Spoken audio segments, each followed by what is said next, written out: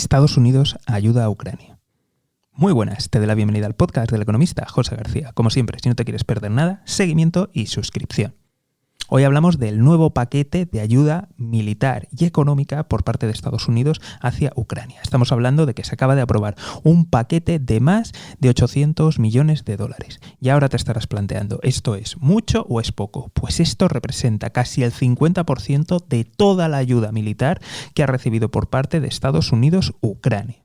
Y de hecho ha empezado ya a llegar. Incluye radares, artillería, helicópteros, vehículos ligeros y, por supuesto, los misiles antitanque Javelin. Con lo cual estamos viendo un apoyo decidido por parte de Estados Unidos y que sin duda va a tener un impacto. Ahora la duda es, ¿será esto suficiente para resistir la embestida rusa?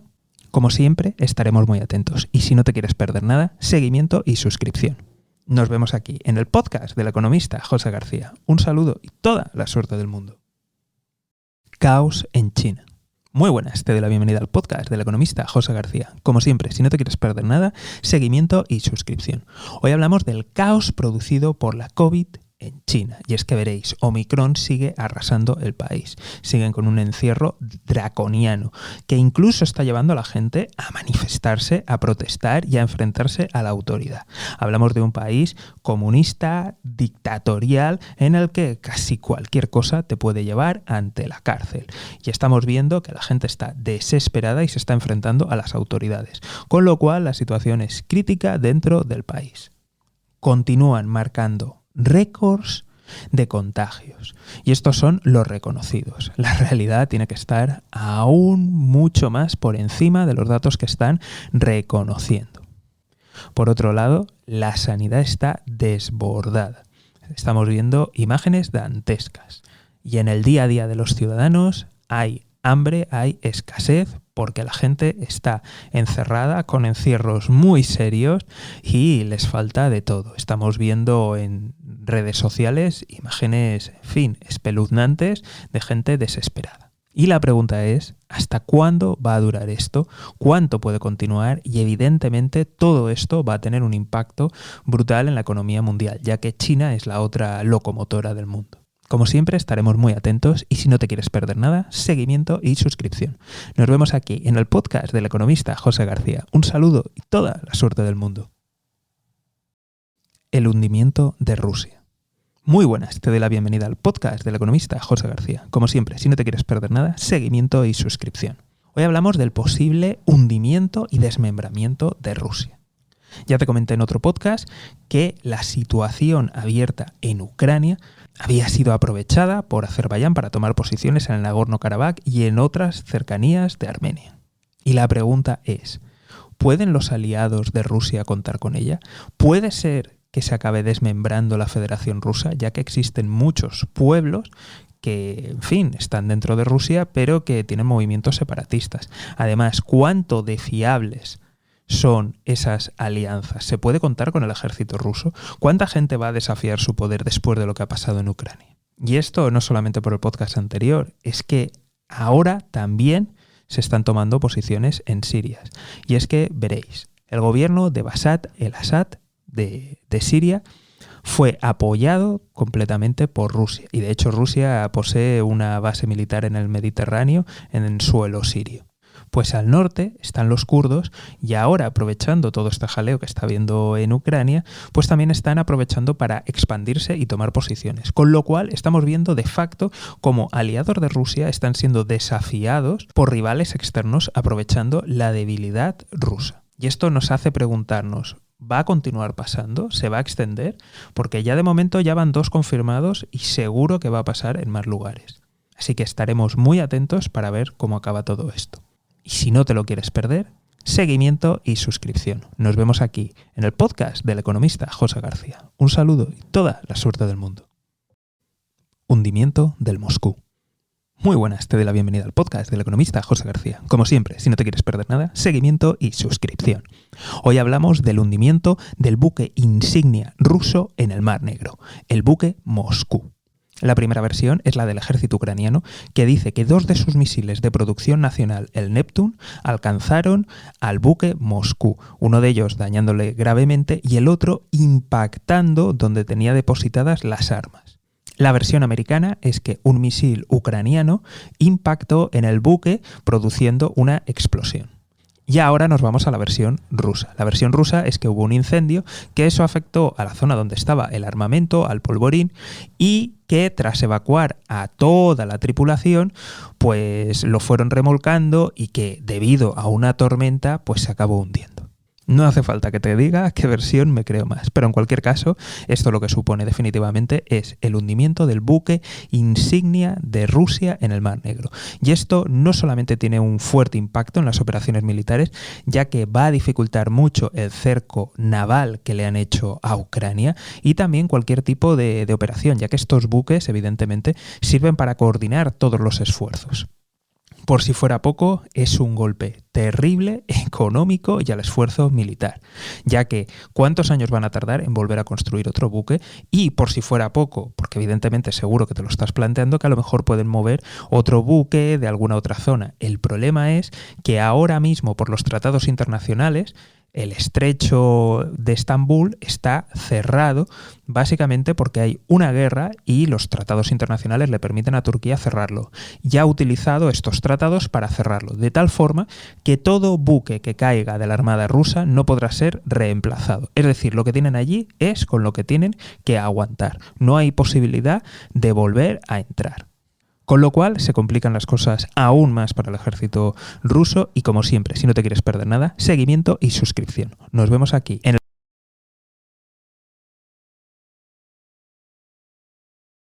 nuevo conflicto en el Nagorno-Karabaj. Muy buenas, te doy la bienvenida al podcast del economista José García. Como siempre, si no te quieres perder nada, seguimiento y suscripción. Pues sí, vuelven los tambores de guerra a la región. Y es que, veréis, el conflicto entre Armenia y Azerbaiyán por el Nagorno-Karabaj parece que vuelve a recrudecerse. Y es que, veréis, después de la invasión rusa de Ucrania, se han producido movimientos del ejército azerbaiyano tomando posiciones que pertenecían a Armenia. Y seguramente te preguntes, ¿y qué tiene que ver esto la invasión rusa? Pues verás, Rusia es el principal suministrador de armamento y de hecho tanto Armenia como Azerbaiyán fueron exrepúblicas soviéticas. Y en este primer conflicto que han tenido, esta guerra abierta que han tenido recientemente, pues se llegó a unos acuerdos de paz y Rusia fue el principal garante. Es decir, tenía tropas de interposición. Pero al iniciarse la campaña de Ucrania, pues Rusia retiró militares de allí, que a las pocas horas fue aprovechado por Azerbaiyán para ganar posiciones. ¿Y qué significa todo esto para Rusia? Pues significa que ahora mismo Rusia se está debilitando y es algo que tanto aliados como enemigos están percibiendo y veremos qué consecuencias más puede traer. Estaremos muy atentos y si no te quieres perder nada, seguimiento y suscripción. Nos vemos aquí en el podcast del economista José García. Un saludo y toda la suerte del mundo. Vuelve el rublo ruso. Muy buenas, te doy la bienvenida al podcast del economista José García. Como siempre, si no te quieres perder nada, seguimiento, suscripción. Pues sí, hoy te voy a contar por qué el rublo ruso ha vuelto a su cotización previa a la guerra. Y es que verás, si lees alguna de la prensa que hay por ahí, parece como que todo ha vuelto a la normalidad y Putin ha ganado, y nada más lejos de la realidad. 3 factores sostienen al rublo, pero me voy a dejar el más importante y fundamental que lo explica todo esto al final del todo. El primero de ellos es que las compras de hidrocarburos han crecido. Sí, como lo oyes. Aunque parezca hipócrita, que de hecho lo es, las compras por parte de la Unión Europea han aumentado. Es decir, que se critica mucho, pero al final se le está dando dinero a Putin para que pueda continuar su guerra. En segundo lugar, las sanciones internacionales principalmente están afectando a la capacidad de compra rusa. Es decir, se le está negando tecnología y material muy importante, pero esto lo que hace es que la balanza comercial se desequilibre aún más a favor de Rusia. Es decir, ellos nos van a vender aún mucho más, mientras que pues nosotros no le vendemos tanto. Y en tercer lugar, y es el más importante, es que el volumen de las transacciones ha caído. ¿Qué significa todo esto? Por ejemplo, imagínate, normalmente siempre se suele decir que en la bolsa, ¿no?, refleja el precio y refleja, ¿no?, el sentimiento y el valor que tiene una acción. Pero claro, esas acciones tenemos que mirarlo y no es lo mismo que sea pues lo que se suele llamar tradicionalmente un chicharro, una acción pues que tiene muy poco volumen de transacción. Imagínate que al día solamente se negocian un millón de euros en valor de esas acciones, que es lo que podríamos denominar un blue chip, una acción que a lo largo del día se mueven más de 1.000 millones. Evidentemente, la de más de 1.000 millones, pues es más difícil que haya una intervención de alguien, pero en cambio en la de 1 millón, a lo mejor un accionista fuerte que tiene muchas acciones de esta compañía, del chicharro, pues te puede mover la cotización, porque al final la mayoría de las acciones las tiene y puede marcar el precio. Pues esto es lo que está ocurriendo. Ahora mismo todos los actores internacionales que han podido salir han salido, el comercio evidentemente se ha visto muy afectado y de esa forma hace que los volúmenes de transacciones de rublos hayan caído a volúmenes bajísimos. Si además añadimos la política estatal de que obliga a las compañías a cambiar sus ventas, sus dividendos en el extranjero a moneda nacional, pues eso hace que haya subido fuertemente el valor del rublo. Por tanto, esta es la medida estrella, es decir, que como el volumen ha caído, es más fácil de manipular ese precio. Así que no nos tenemos que guiar tanto por la cotización que tiene, porque ahora mismo es bastante artificial. Como siempre, estaremos muy atentos a qué es lo que ocurre y si no te quieres perder nada, seguimiento y suscripción. Nos vemos aquí, en el podcast del economista José García. Un saludo y toda la suerte del mundo. Argentina y el Fondo Monetario Internacional. Muy buenas, te doy la bienvenida al podcast del economista José García. Como siempre, si no te quieres perder nada, seguimiento y suscripción. Hoy hablamos del acuerdo entre Argentina y el Fondo Monetario Internacional. Y es que veréis, recientemente se llegó a un acuerdo de refinanciación. ¿Os acordáis del crédito que pidió el anterior gobierno y que ahora pues bueno, ha tenido que navegar y comérselo con patatas? Pues bien, esa renegociación no fue gratis y hubo una serie de condiciones. Condiciones que, a tenor de la nueva crisis que estamos viviendo por el conflicto en Ucrania, la inflación, pues parece ser que va a ser muy complicado que se pueda cumplir. Porque había unas exigencias de recortes, que evidentemente va a ser muy difícil que se cumplan, y había unas exigencias de equilibrio presupuestario que también es muy difícil que se cumpla. Recordamos que ahora mismo la inflación interanual en Argentina ha superado el 55%, lo cual es un nuevo récord. Por si fuera poco, la presión social aumenta y, por tanto, al gobierno le va a ser mucho más difícil tomar esas medidas de recorte. Esperemos de verdad que se solucione pronto. De momento se han reunido y estamos a la espera de conocer el resultado. Como siempre, si no te lo quieres perder, seguimiento y suscripción. Nos vemos aquí en el podcast del economista José García. Un saludo y toda la suerte del mundo. El Donbass. Muy buenas, te doy la bienvenida al podcast del economista José García. Como siempre, si no te quieres perder nada, seguimiento y suscripción. Hoy hablamos del comienzo de la batalla definitiva por Ucrania, la batalla del Donbass. Según algunas fuentes, el ejército ruso ha reunido a más de 60 BTGs, los cuales han sido reforzados con la llegada de otros 10 BTGs más procedentes de toda Rusia. Recordamos que los BTGs están compuestos por aproximadamente 800 hombres y que son unidades fuertemente mecanizadas. Citando fuentes de la inteligencia americana, podemos precisar más y que son exactamente 65 batallones más 11 de refuerzo.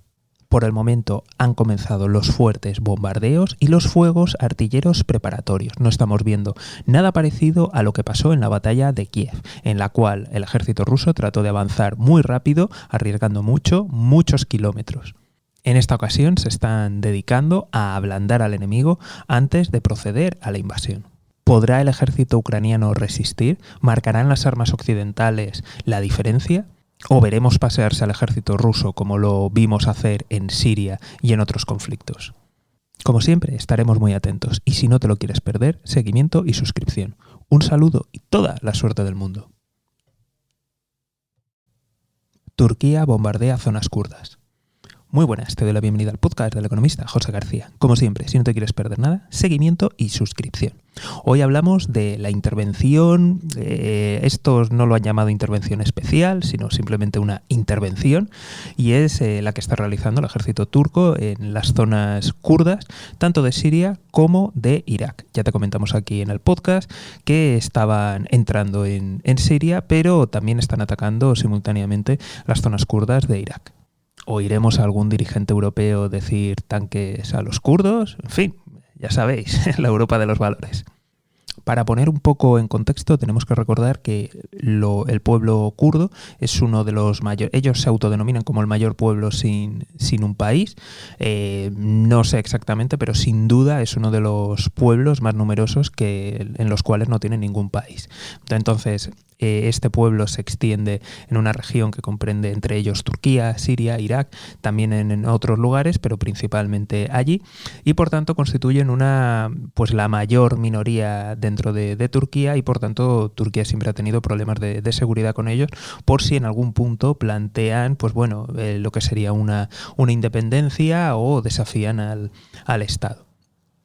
En cuanto al pueblo kurdo en Irak, después de la caída de Saddam Hussein, el Estado Islámico y todas las cosas que han ido pasando, pues bien, se han acabado constituyendo como una autonomía, con una región que realmente tiene su autogobierno, son muy independientes, ellos simplemente pagan impuestos, contribuyen de vez en cuando en lucha antiterrorista y poco más. Entonces hay miedo y preocupación por parte de Turquía desde siempre de que eso se pueda acabar convirtiendo en un embrión y se pueda acabar extendiendo ese modelo autonomista primero por alguna de las regiones y finalmente acabe fusionándose y convirtiéndose en un país. Cabe recordar que hay yacimientos de petróleo allí, en la zona del norte de Irak, que controlan los kurdos, y por tanto eso le da bastante potencia. Según fuentes turcas, todo esto está justificado porque los kurdos iban a lanzar una gran ofensiva en general contra todo el territorio turco de mayoría kurda y por tanto representaban una posible insurgencia, un posible aumento del terrorismo y por tanto han decidido prevenir antes que curar y por eso han lanzado estos bombardeos y también se sabe que están operando fuerzas especiales turcas, tanto en Irak como en Siria. Y por el momento poco más ha trascendido. Como siempre, si no te quieres perder nada, seguimiento y suscripción. Nos vemos aquí, en el podcast del economista José García. Un saludo y toda la suerte del mundo. Perspectivas económicas en Latinoamérica. Muy buenas. Te doy la bienvenida al podcast del economista José García. Como siempre, si no te quieres perder nada, seguimiento y suscripción. Hoy hablamos de las previsiones para Latinoamérica. Y, para resumir, podemos ver que a corto son malas, principalmente debido a la inflación, y en el medio plazo ofrecen oportunidades, debido a, por un lado, la guerra de Ucrania, los confinamientos que está habiendo en China, que todo eso está haciendo que se reorganicen las cadenas de suministro y por tanto en el medio plazo podría haberse beneficiado el continente latinoamericano. Pero centrándonos en el corto plazo vemos que la situación va a ser muy complicada ahora mismo debido principalmente a la inflación. Esto va a forzar a que muchos gobiernos que controlan aún su divisa tengan que subir los tipos de interés aún más, ya que venimos de fuertes subidas desde que empezó a aflojarse la pandemia. Por otro lado, evidentemente, las economías son muy dependientes de la deuda en dólares, sin contar las economías que directamente están dolarizadas, con lo cual cualquier subida de tipo va a tener un impacto. Por tanto, nos encontramos con que están subiendo tipos de interés, deuda en dólares, y también están subiendo los tipos de interés de la deuda en moneda local o nacional. Y si lo unimos al contexto de subida de inflación, cualquier beneficio esperado por exportación de materias primas va a desaparecer y se lo va a comer todo. Por tanto, una situación muy complicada, muy mala en el corto plazo, a la cual habrá que añadirle los problemas que vayan viniendo por quiebras de empresas y de otras instituciones. Como siempre, estaremos muy atentos y si no te quieres perder nada, seguimiento y suscripción. Un saludo y toda la suerte. El Banco de Rusia advierte. Muy buenas, te doy la bienvenida al podcast del economista José García. Como siempre, si no te quieres perder nada, seguimiento y suscripción. Hoy hablamos del aviso que ha dado el Banco de Rusia a sus propios ciudadanos. Y es que veréis, según el Banco Central ruso, lo peor está por llegar y seguramente las peores consecuencias de todas las sanciones se van a empezar a ver en el verano. Ya habíamos comentado de que Rusia se estaba preparando para este tipo de sanciones desde hace muchos años, concretamente desde el 2014, y por tanto había disminuido su dependencia exterior, había aumentado sus reservas internacionales y tenía pues bastante nivelada la cuenta de ingresos y gastos del gobierno. Aún así, las sanciones fueron brutales y le hicieron volar la mitad de sus reservas que estaban en bancos centrales de otras naciones. Con lo cual, ahora mismo, entre las medidas que ha estado tomando y esas reservas que aún le quedaban, ha estado pues navegando el impacto inmediato de estas sanciones y de la consecuente crisis económica producida por la guerra.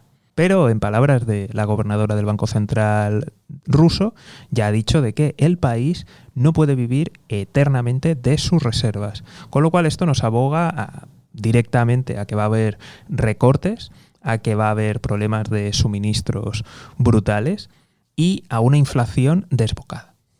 Veremos si internamente hace daño, porque evidentemente el país está fuertemente controlado. Los medios, los partidos políticos, las organizaciones, en fin, lo tienen todo atado y bien atado, pero realmente ahora mismo vienen momentos muy duros para la ciudadanía rusa, que va a ser muy, muy complicado. Veremos qué erosión acaba sufriendo el régimen de Putin y qué es lo que acaba pasando. Como siempre, si no te quieres perder nada, seguimiento y suscripción. Nos vemos aquí, en el podcast del Economista.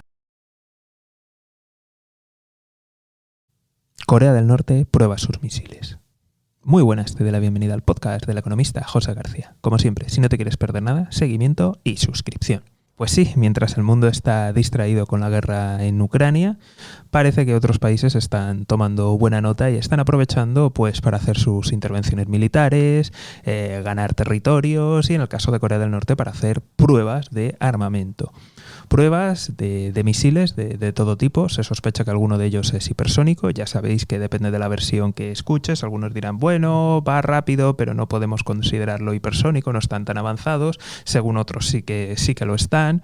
También está haciendo pruebas de misiles de corto alcance, un nuevo tipo de misiles. Y se sospecha que todo esto va a culminar con una prueba nuclear, otra prueba nuclear. Y esto encaja en el cambio que se está viviendo, por ejemplo, en el país vecino, Corea del Sur, que ha cambiado de presidente, un presidente mucho más beligerante y que está pidiendo ayuda a Estados Unidos, que aumenten los despliegues militares, que aumente el armamento nuclear y que, de hecho, han comenzado unas maniobras conjuntas en las que participa algún que otro portaavión americano. Así que no todo es guerra en Ucrania, sino que también otras partes del mundo se están calentando y mucho. Ya te lo hemos comentado aquí, así que si no estás suscrito, no lo sigues, te invito a que lo hagas para así poder enterarte de lo que está pasando, por ejemplo, en el Nagorno-Karabaj, de lo que está pasando en Siria, en Irak, en Turquía y también, por supuesto, lo que pasa en Latinoamérica. Así que, si no te quieres perder nada, seguimiento y suscripción. Nos vemos aquí en el podcast del economista José García. Un saludo.